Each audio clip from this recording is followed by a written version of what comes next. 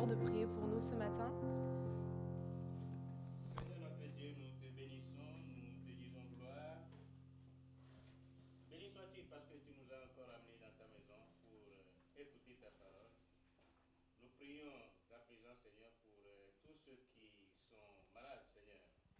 Nous sommes en train donc de penser à eux, que toi qui guéris puisses donc les toucher, afin qu'ils puissent donc recevoir guérison, Seigneur. Nous prions pour le pasteur et Dean qui sont toujours en voyage pour le nécessaire, Seigneur. Nous demandons que tu les assistes à chaque moment de leur mouvement. Nous prions maintenant pour la parole que nous allons écouter dans quelques minutes. Nous demandons que tu puisses donc utiliser ton serviteur pour que cette parole puisse produire de fruits, Seigneur. Nous te disons merci, gloire te soit donnée. Au nom puissant de Jésus-Christ, nous avons prié. Amen, amen, amen. Alors la prochaine chanson, c'est une prière. Elle s'appelle Océan en français, Oceans en anglais. Et ça nous demande vraiment, c'est une chanson dans laquelle on demande à Dieu de nous aider à lâcher prise et à le laisser être lui le contrôle de tout. Amen.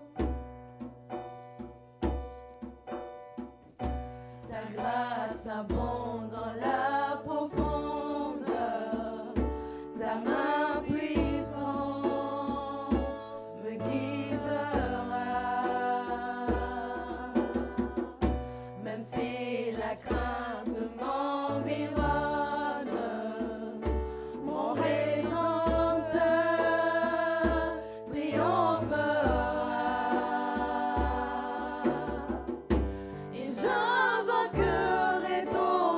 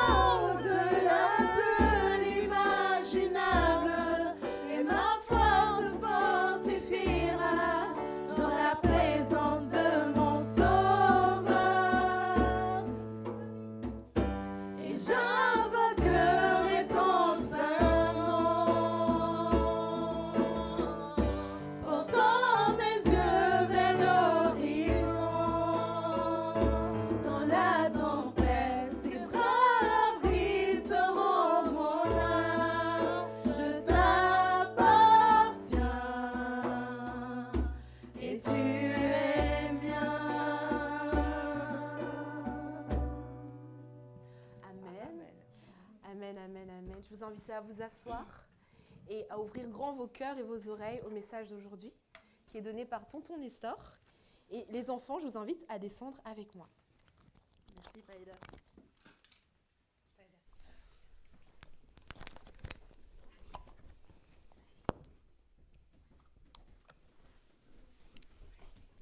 Merci. Gloire à Dieu. Quand moi je dis gloire à Dieu, vous devez me dire Amen. Parce que ce matin, nous allons écouter la parole de Dieu. Vous ne m'avez jamais vu, ou bien vous ne m'avez jamais entendu parler, ou bien prêcher, je veux dire. Mais ce matin, vous allez m'écouter pour quelques... Nous allons partager ensemble quelques paroles de Dieu. Le thème que je vais donner à ce message ce matin s'intitule « Le pouvoir de la langue ».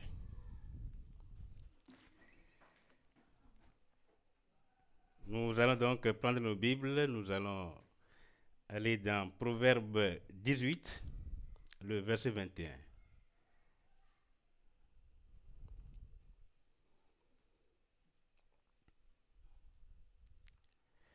Si vous l'avez trouvé, nous allons le lire ensemble. La mort et la vie sont au pouvoir de la langue. Quiconque l'aime en mangera les fruits.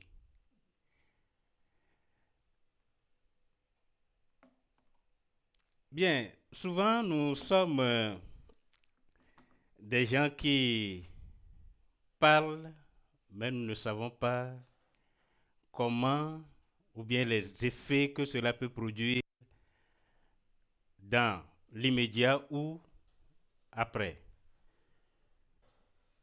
Mais ce matin, nous allons voir quelques passages ou bien quelques versets de la Bible qui nous donnent ou bien qui vont nous aider à bien utiliser notre langue. Même pour devenir un chrétien, nous sommes obligés de confesser. Nous sommes obligés de confesser par notre bouche. Et dans notre bouche, c'est la langue. C'est la langue qui nous permet donc de pouvoir parler. Sans la langue, nous serons muets.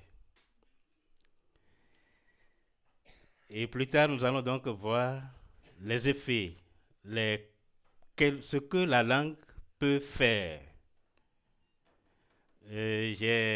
Pour illustrer un peu mon message, j'ai une petite vidéo de quelques minutes, 6 minutes à peu près, je pense, 6 minutes 38 secondes, qui va nous permettre donc d'apprendre encore quelque chose là-bas. Si c'est possible, vous pourrez donc nous mettre cette vidéo. Une phrase, une seule phrase aurait pu détruire sa vie. Une phrase bien pliée dans une enveloppe aurait pu détruire sa vie entière. C'est l'histoire d'un petit garçon qui était élève. Il était en classe, mais il était considéré comme étant très têtu. On disait qu'il n'était pas fait pour faire des études et tout le monde se moquait de lui. Ses amis, les professeurs, les encadreurs, tout le monde pensait qu'il n'était pas du tout fait pour faire des études, tellement qu'il était têtu. Et finalement, il fut renvoyé de l'école. Avant d'être renvoyé, on lui a remis une lettre qu'il devait donner à sa mère. Ce sont ses encadreurs qui ont donné cette lettre pour qu'il donne à sa mère. On lui dit, rentre à la maison, ne reviens plus, mais donne cette lettre à ta mère. Ne l'ouvre pas, donne juste à ta mère. Le petit, il rentre à la maison, il est inquiet, il voit sa mère, il dit, maman, j'ai été renvoyé de l'école. Il était un petit peu triste, il dit, par contre, on m'a donné une lettre que je devais te remettre. Sa mère récupère la lettre, elle s'assoit avec son fils, elle ouvre la lettre, elle commence à lire. Pendant qu'elle lisait, les larmes commencent à couler. Elle pleure, elle pleure. Et le petit garçon, il est inquiet, il dit, mais maman, mais qu'est-ce qui se passe? Pourquoi tu pleures? Il dit, non mon fils, ne t'inquiète pas. Sur cette lettre, il est écrit que tu es beaucoup trop intelligent pour cette classe et finalement tu n'as pas ta place dans cette école. Donc tu vas devoir continuer à étudier à la maison, mais ne t'inquiète pas, je serai là pour toi. Donc il a fait comprendre au petit que le petit était un génie, mais qu'il était trop fort pour cette classe, il fallait que lui, il fasse ses études à la maison. La dame a bien encadré son enfant, elle lui a mis tout à sa disposition pour que l'enfant puisse faire ce qu'il voulait. Quelques années plus tard, le monde entier, le système éducatif ne savait pas qu'il venait de mettre à la porte l'un des plus grands inventeurs de l'histoire de l'humanité, qu'on appelle Thomas Edison. Thomas Edison fut l'un des plus grands inventeurs qui inventa l'ampoule électrique et plusieurs autres inventions. Quelques années plus tard, la mère de Thomas Edison décéda. Et quand sa mère décéda, il retourna chez lui, il regarda un petit peu beaucoup de papiers qu'il essayait de ranger et il tomba sur cette lettre qu'on lui avait écrite lorsqu'il avait 9 ans. Il prit cette lettre, il l'ouvrit finalement pour lire, pour voir qu'est-ce qui était vraiment écrit là-dedans. Et malheureusement, il était écrit dans cette lettre que votre enfant est trop têtu, il est déficient, il n'est pas fait pour faire des études. Malheureusement, nous ne pouvons pas le garder dans notre classe et vous devez le garder chez vous. Thomas Edison lut cette lettre et commença à pleurer. Il pleura pendant des heures et des heures. Il était choqué et finalement il retourna cette lettre et écrit au dos: Thomas Edison était un enfant têtu et déficient, mais grâce à une mère héroïque, il devint l'un des plus grands inventeurs de l'histoire de l'humanité. Cette histoire me fait chavirer à l'intérieur de moi parce qu'on se rend compte qu'une seule phrase aurait pu détruire sa vie. C'est-à-dire que si sa mère lui avait dit ce qui était écrit dans cette lettre, l'enfant n'aurait jamais cru qu'il était un génie. Jamais il aurait imaginé qu'il était un génie. Mais juste en modifiant cette lettre, en ne disant pas cette négativité à ce petit enfant qui est censé grandir, l'enfant s'est permis libre d'imagination et a vraiment pu montrer son génie. Cette histoire me rappelle l'histoire d'un ami à moi, d'un camarade de classe qui s'appelait Tanou, je dis même son nom, qui était considéré comme étant têtu de tout le monde. Mais lui aussi, grâce à des parents formidables qui l'ont fait comprendre que voilà, peut-être que c'était pas fait pour lui les études, aujourd'hui, il est un grand commerçant et homme d'affaires. Le problème dans toutes ces deux histoires, c'est le système éducatif. Je n'ai absolument rien contre les études, mais moi je fais des études, je suis encore en master. Mais le problème avec le système éducatif, c'est qu'on essaye de juger tout le monde dans un même bateau, en oubliant qu'on n'est pas tous pareils et qu'on n'est pas forcément censé être bon dans la même chose. J'aime bien rejoindre l'idée de Albert Einstein qui dit que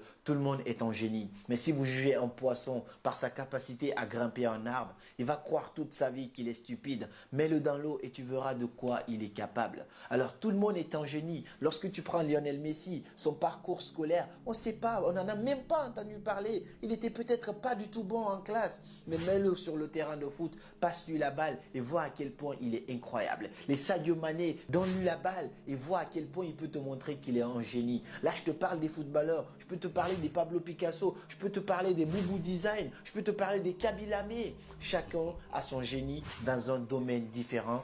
Et si le système arrêtait tout simplement de mettre tout le monde dans un même bateau, on nous donne tous les mêmes baccalauréats, on nous évalue de la même façon et on nous juge exactement pareil, alors qu'on n'a pas forcément les mêmes facultés. Il y en a qui sont bons en classe. Moi, je faisais partie de ceux qui étaient tout le temps parmi les premiers. Mais est-ce que les premiers de la classe sont forcément les premiers dans la vie? Ce n'est pas forcément le cas. J'ai vu des premiers qui travaillaient en tant qu'hommes de ménage alors qu'ils ont terminé avec des grands diplômes. J'ai vu aussi des derniers avec des grandes entreprises. J'ai vu des totos, des paresseux, des têtus en classe qui sont aujourd'hui des grands hommes d'affaires, qui sont aujourd'hui en train de gouverner, de diriger d'autres personnes qui étaient premiers de leur classe. Je n'ai pas dit que si tu es premier, tu vas finir mal. Pas du tout, je ne suis pas en train de te dire ça. Mais ça ne veut pas forcément dire que être premier en classe, c'est ce qui va déterminer ce que tu vas devenir dans l'avenir.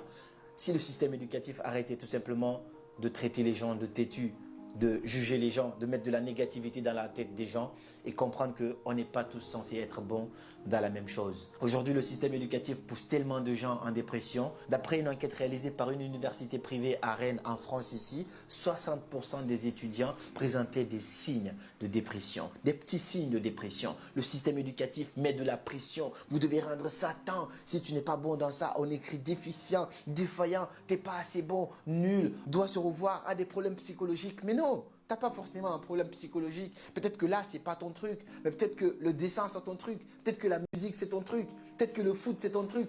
Peut-être que les réseaux sociaux, c'est ton truc. On n'est pas tous censés être bons dans la même chose. Et si on commençait à un petit peu avoir cette ouverture d'esprit et comprendre que dire des choses négatives à une personne aujourd'hui pourrait détruire sa vie tout entière. Donc que ce soit à l'école ou même dans la vie courante, évitez de dire des choses qui vont peut-être marquer les esprits des gens. Pour finir cette vidéo, j'ai juste une question pour toi. Est-ce que tu penses que si la mère de Thomas Edison lui avait dit exactement ce qui est écrit dans cette lettre, est-ce que le monde entier aurait connu ce grand inventeur de l'ampoule électrique? Ça, c'est une question à laquelle j'ai beaucoup songé et j'ai hâte de te lire dans les commentaires. Suivez vos rêves, ils connaissent le chemin. Merci. Nous allons donc prier. Seigneur notre Dieu, nous te disons une fois encore merci. Merci parce que tu veux nous ouvrir des yeux et tu veux nous mettre à l'oreille, Seigneur, ce matin, quelques-uns de tes mots, des phrases qui puissent donc nous aider à avancer. Nous te disons merci, Seigneur. Je me remets entre tes mains, Seigneur. Utilise-moi comme tu pourras. Que ton nom soit élevé au nom puissant de Jésus-Christ. Amen. Le désir de Dieu est que nous soyons des gens bien, des hommes bons, que nous soyons en bonne santé, que nous puissions nous sentir libres. Dans le temps, les peuples, sinon le peuple de Dieu, parlait bien des apôtres, de comment ils guérissaient les gens, de comment ils faisaient du bien. Pourquoi? Et en ce moment, la population augmentait. Mais lorsque nous nous mettons dans une église et que nous parlons donc du bien de cette église, des gens d'à côté, des gens que nous côtoyons, peuvent donc venir dans notre église. Mais si nous nous mettons à parler mal de notre église ou bien de quelqu'un, nous sommes en train donc de détruire la personne sans le savoir. Ici, vu tout à l'heure la vidéo, sans la maman de Edison, je pense que nous ne pourrions peut-être pas avoir les ampoules qui nous éclairent en ce moment dans cette église. La parole de Dieu dit que le peuple augmentait du fait que le peuple parlait bien des apôtres. Ce matin, nous allons parler donc du pouvoir de la langue. Nous venons de lire tout à l'heure, donc nous allons lire, ou bien nous venons de le lire, mais nous pourrons encore une fois le lire. On dit, la mort et la vie sont au pouvoir de la langue. Quiconque l'aime en mangera les fruits. Bien, si tu choisis du côté de la vie, tu vas manger les fruits de la vie. Mais si tu choisis du côté de la mort, tu vas manger la mort. Donc, qu'est-ce que cela veut dire? J'ai réfléchi un peu quand j'ai pensé à ce message. Moi-même, je dois faire beaucoup de confessions. Parce que souvent, je dis des choses, je me suis rendu compte que, normalement, je ne devais pas dire ceci, cela. Bon, mais il y a des choses que j'ai l'habitude de parler donc de ma fille. Beaucoup du bien donc de ma fille. Bon, elle est avec nous. Depuis toute petite, je pensais vraiment des choses plus intéressantes sur elle. Sa maman est témoin. Et quand elle commence à grandir, l'autre fois quand j'ai pensé à ce message, je dis bien, ok. Là, je dois faire quand même une confession quelque part. je lui donnais des titres plus élevés. Je lui disais, elle sera ceci, une grande femme pour moi, elle va faire ceci, elle va diriger un jour notre pays. Je disais beaucoup de choses et je lui disais qu'elle sera présidente un jour. Et j'ai même pensé qu'elle va faire la science politique, mais bon, elle n'a pas voulu. Elle n'a pas voulu faire cette science. J'ai dit, bon, je lui laisse le choix, mais si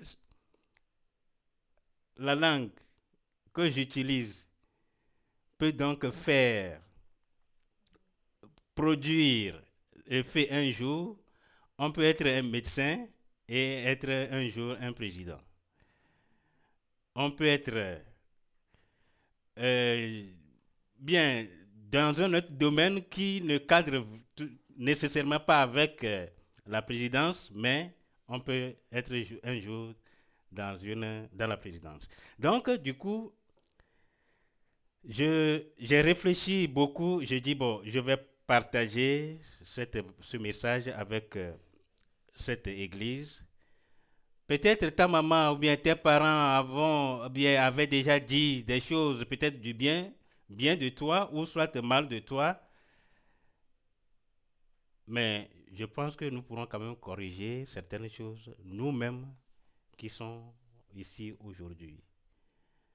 La maman de Edison, quand on disait, ou bien les encadreurs, les enseignants ont pensé que Edison ne pourra plus aller à l'école, il n'est pas bon, il est taré, il est têtu, c'est le mot employé dans la vidéo. Et si la maman avait répété exactement cette phrase au petit, à son fils, quand deviendra-t-il Edison?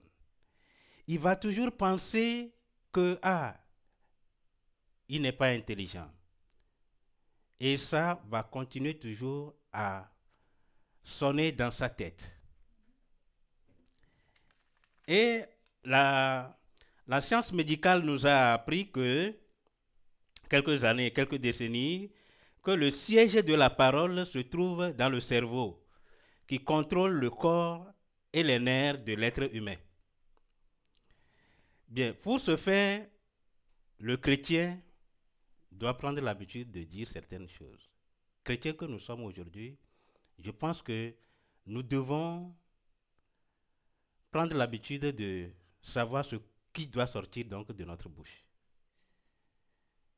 Nous devons penser à dire plutôt du bien ou bien à dire plutôt des choses positives. D'abord sur nous-mêmes ou soit sur l'autre, ton voisin, quelqu'un qui est proche de toi. Car nous avons la négativité. Quand tu parles des choses négatives sur quelqu'un ou sur toi-même, ça risque toujours de te rattraper un jour. Je connais une dame qui a l'habitude de dire qu'elle n'aime pas voyager, qu'elle autre voulait toujours, si elle trouve quelque chose à faire chez elle, bon. Et à un moment donné, la vie lui a offert un déplacement, mais pour partir, il va falloir que cette dame confesse, qu'elle reprenne sur ses pas pour dire, avant elle avait dit qu'elle ne voulait pas voyager. Maintenant que la vie lui a offert ce voyage, et ça coince quelque part. À un moment donné où elle devait avoir donc son visa pour partir, les choses se bloquaient. Pourquoi?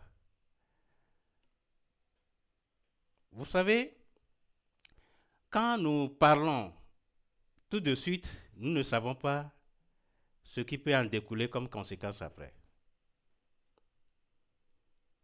Peut-être ta maman ou bien tes parents ont dit, bon, toi tu ne vas pas te marier à un homme blanc ou bien à un homme noir, s'il s'agit donc d'une femme blanche. Tu as écouté ça, tu as entendu ça. Ne pense pas que c'est fini. Ça va continuer à sonner toujours dans ta tête. Mais si c'est un homme noir que Dieu t'a réservé, tu vas dire quoi? Bon, ma maman ou bien ma grand-mère a dit que je ne dois pas me marier à un noir. Et cela continuera toujours à fonctionner dans ta tête. Et ton corps, ton être va donc prendre cela et tu vas toujours rejeter ce que Dieu a préparé pour toi. Nous devons faire attention à ce qui sort de notre bouche. Et moi, j'ai l'habitude de faire ceci. Quand tu parles avec moi et que tu me dis quelque chose que je n'accepte pas, au fond de moi, je rejette ça. Et je sais comment je rejette ça. Je ne te dis rien, mais le seul mot que je peux sortir, je dis, bon, ça, ce n'est pas pour moi. Oui. Ça, ce n'est pas pour moi. Ce que tu viens de dire là, ce n'est pas pour moi. Je le rejette au fond de moi. Et bon, je suis comme ça. Bon, nous allons donc voir un peu ce que la langue est capable de faire. Nous allons lire dans Jacques 3, le verset 5 à 12. Et sinon, quelqu'un peut nous lire ça. Doris, tu peux nous lire ce verset-là. Oui. On a l'habitude je n'avais pas donné à temps, donc les versets à mettre sur l'écran, donc excusez-moi. Donc Jacques 3, faisons comme si nous n'avons pas d'écran. À 12. Jacques 3, 5 à 12.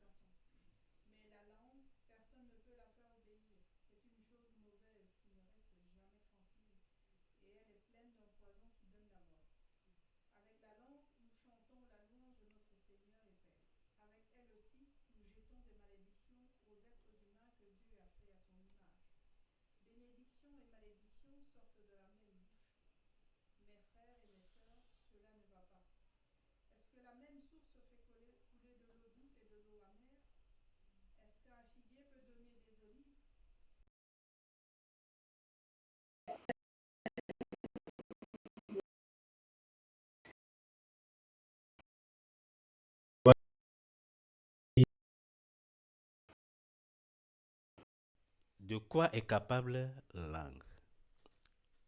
La langue, on nous dit que c'est un petit organe, mais qui peut donc brûler. C'est un feu, a dit la Bible. La langue, c'est du feu. Ça peut brûler, ça peut détruire.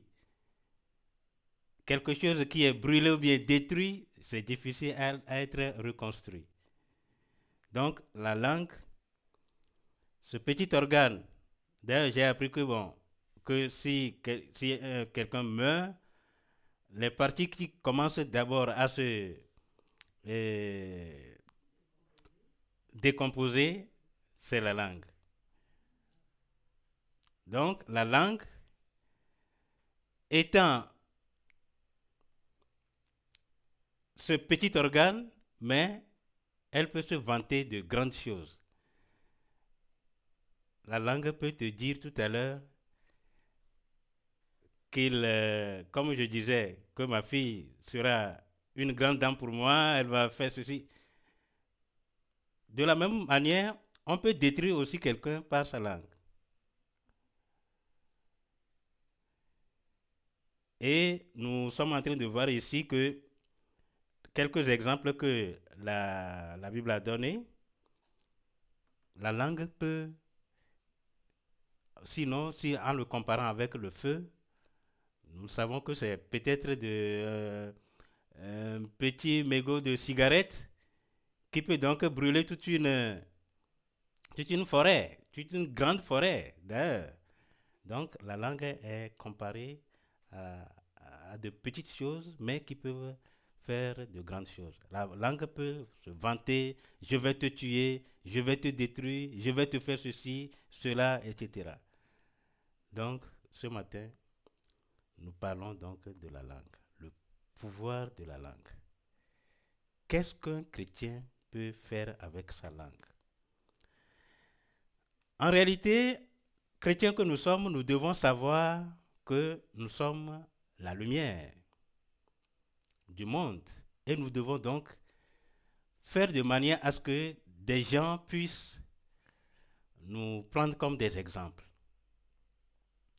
Mais si ce n'est pas le cas, nous nous rangeons donc du côté de la mort. Et nous pourrons donc voir dans Proverbe 14, nous pourrons le lire si c'est possible. Est-ce que Doris, tu peux encore nous lire ça? Proverbe 14, 12. Bon, plutôt 12, 14, s'il te plaît. Oui.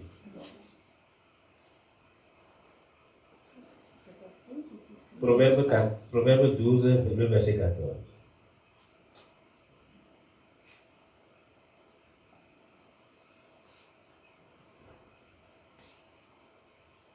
Par le fruit de la bouche, on est rassasié de bien et chacun reçoit selon l'œuvre de ses mains. Voilà. Par le fruit de la bouche, on est rassasié Bien, et chacun reçoit selon l'œuvre de ses mains. Le pouvoir de la langue. Lorsque nous utilisons bien notre langue, comme je disais, le verset 21, donc le verset 18, donc, dans le verset 18 de Proverbe, on dit, si tu choisis du côté de la vie, tu mangeras les fruits de la vie. Si tu choisis du côté de la mort, tu mangeras les fruits de la mort. Donc, le verset 14 donc, du Proverbe 12 vient nous confirmer que par le fruit de la bouche, on est rassasié du bien et chacun reçoit selon l'œuvre de ses mains.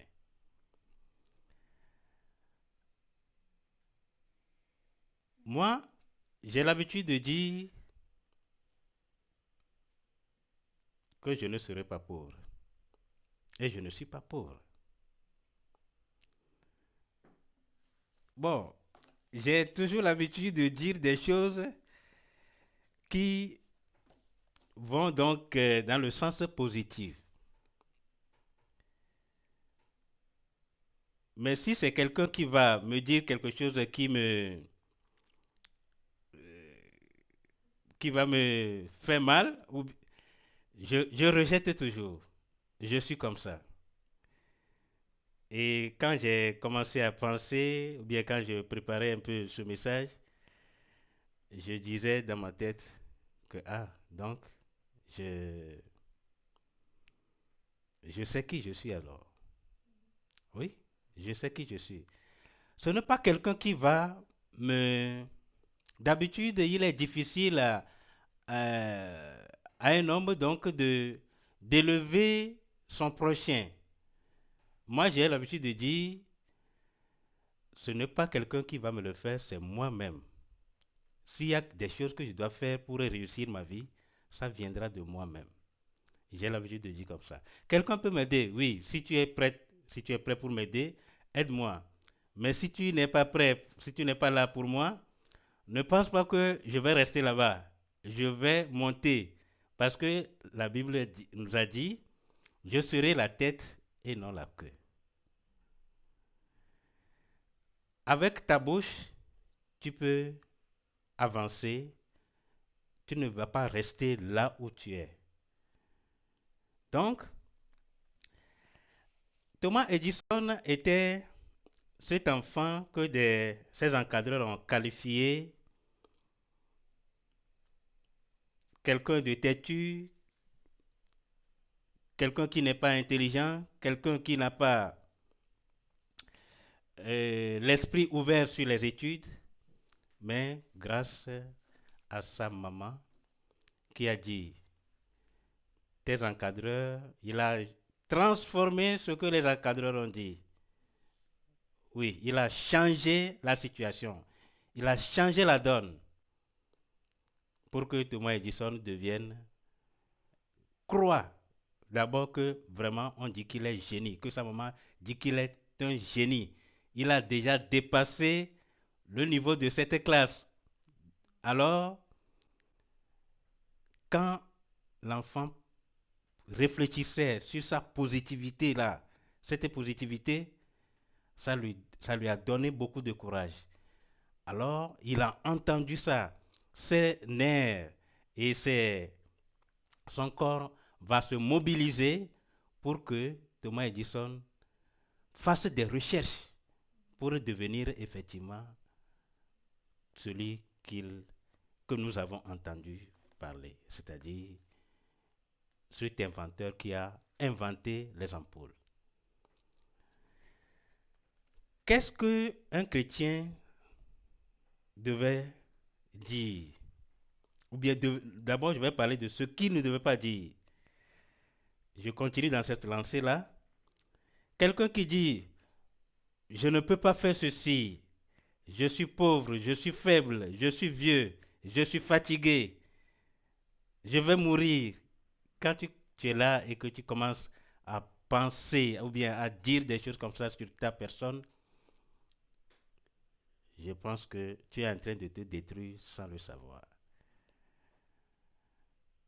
Tes nerfs et ton corps va se mobiliser pour que tu deviennes exactement ce que tu es en train de dire.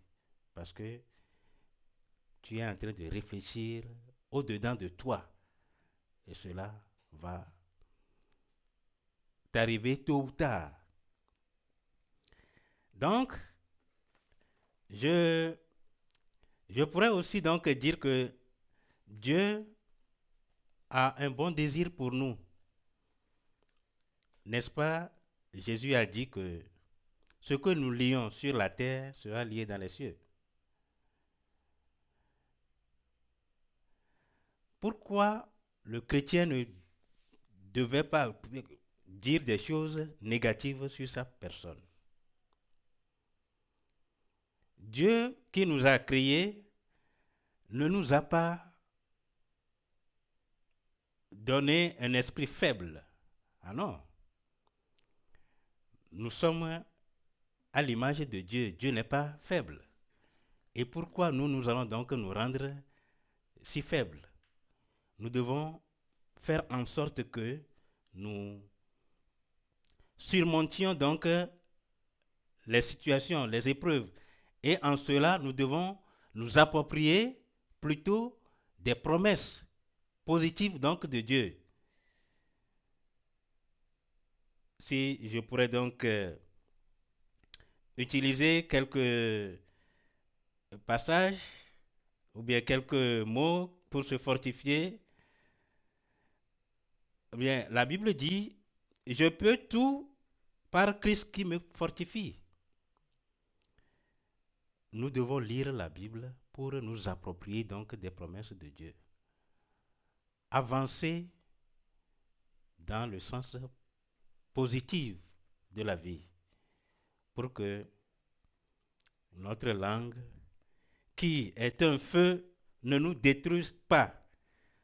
Pour que nous puissions dire après que moi, je ne peux pas faire ceci, non. Je pense que nous devons être des gens qui doivent donner de l'exemple plutôt aux autres. Nous devons nous mettre sur le chemin, nous devons être une source de bénédiction pour les autres. Que les autres puissent donc venir nous demander comment tu fais pour avancer, comment tu fais pour réussir ta vie, comment tu arrives à faire ceci. Et en ce moment, tu auras l'occasion donc de leur parler de Dieu plutôt. Dieu dit, si tu as les promesses si tu lis la Bible, Dieu nous dit ceci. Je suis la tête et non la queue. Je suis plus que vainqueur. Christ m'a donné l'autorité de marcher sur les serpents et les scorpions et sur toute force de l'ennemi. Et rien ne pourra me nuire. Donc, je pense que nous avons tout pour avancer. Nous avons tout pour réussir si nous savons utiliser bien notre bouche. N'est-ce pas avec la bouche que nous confessons Jésus-Christ? Oui. Nous pourrons donc le lire dans Romains 10. Romains 10, 9 à 10. Doris, tu peux nous lire toujours ça.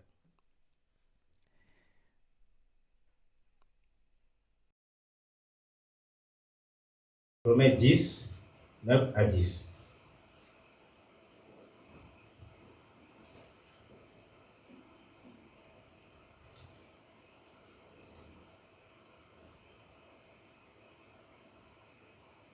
Si tu confesses de ta bouche le Seigneur Jésus et si tu crois dans ton cœur que Dieu l'a ressuscité des morts, tu seras sauvé. Car c'est en croyant du cœur qu'on parvient à la justice et c'est en confessant de la bouche qu'on parvient au salut selon ce que dit l'Écriture. Voilà. Si tu confesses de ta bouche le Seigneur Jésus et si tu crois dans ton cœur que Dieu l'a ressuscité des morts, tu seras sauvé. Car c'est en croyant du cœur qu'on parvient à la justice et c'est en confessant de la bouche qu'on parvient au salut selon ce que dit l'Écriture. Bien, moi je vois que avec la langue, nous avons cette grande opportunité de ne pas rester dans l'enfer. C'est avec la bouche que nous arrivons à confesser Jésus. C'est une grande opportunité pour nous c'est-à-dire, tu peux avoir de l'argent, oui. Mais si tu n'as pas Jésus, moi je dis ça. Ce que j'ai, je dépasse des milliardaires. Oui. Parce que si celui qui a créé ce monde, moi je suis un co-héritier avec celui-là, je suis avec celui-là, tous les jours, j'ai tout. Donc, nous devons savoir comment utiliser notre bouche, notre langue pour... Cherchons plutôt à tirer du côté positif de la chose que de dire de n'importe quoi sur notre vie. Pas seulement sur notre vie, sur nos enfants. Nous devons savoir parler aussi à nos enfants. Nous devons savoir ce que dire par rapport à nos enfants. Oui, la maman d'Edison a dit, tu es un génie. Et l'enfant, en pensant à cela, a commencé à chercher, il a trouvé, il a inventé l'ampoule. Qu'est-ce que tu veux? Ce que tu veux que ton enfant devienne, ce que tu veux que toi-même tu deviennes, ce que tu veux que quelqu'un devienne, je pense que tu dois parler, tu dois prononcer cela sur ta vie, sur ta vie ou sur la vie de celui-là que tu veux qu'il devienne quelqu'un pour toi. Je ne serai pas long. C'est juste un petit message que j'ai voulu que nous partagions ensemble, que nous puissions tirer donc du bon côté donc de la vie. Et pour conclure, ou bien pour mettre fin à ce message, j'ai une petite partie seulement que je voulais dire.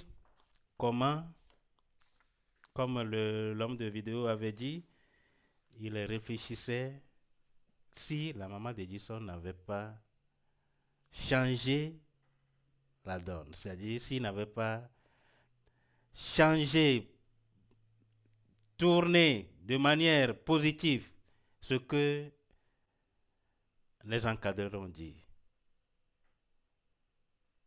Est-ce que nous aurons l'ampoule aujourd'hui qui nous éclaire?